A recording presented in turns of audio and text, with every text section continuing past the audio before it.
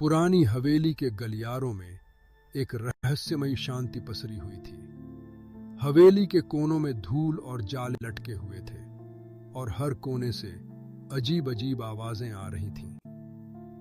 बिल्ली, जो एक चालाक शिकारी थी, अपने तेज पंजों के साथ धीरे धीरे हवेली के अंदर घूम रही थी।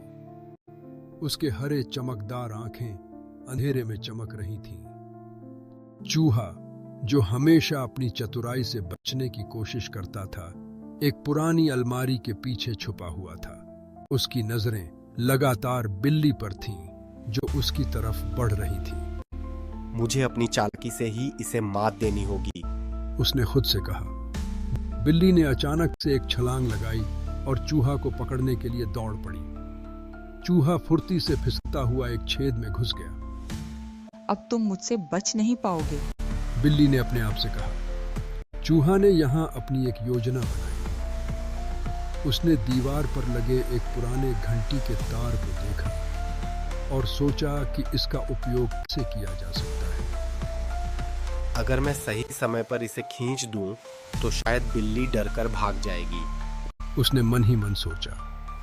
बिल्ली ने चूहे को खोजते हुए मुख्य हॉल में प्रवेश किया। जैसे ही उसने कदम बढ़ाया, चूहे ने अपनी योजना के अनुसार घंटी का तार खींच दिया। घंटी की आवाज से बिल्ली चौंक गई और घबराकर पीछे हट गई। घबराहट में बिल्ली हवेली से बाहर भाग गई और एक पेड़ के पास जाकर रुकी। चूहा उसकी हालत को देखकर मुस्कुराया। शायद हमें दुश्मनी छोड़कर दोस्ती का रास्ता अपनाना चाहिए, उसने सोचा। दोनों ने एक दूसरे की ओर देखा और इसी के साथ उनकी शाश्वत दुश्मनी का अंत हो गया।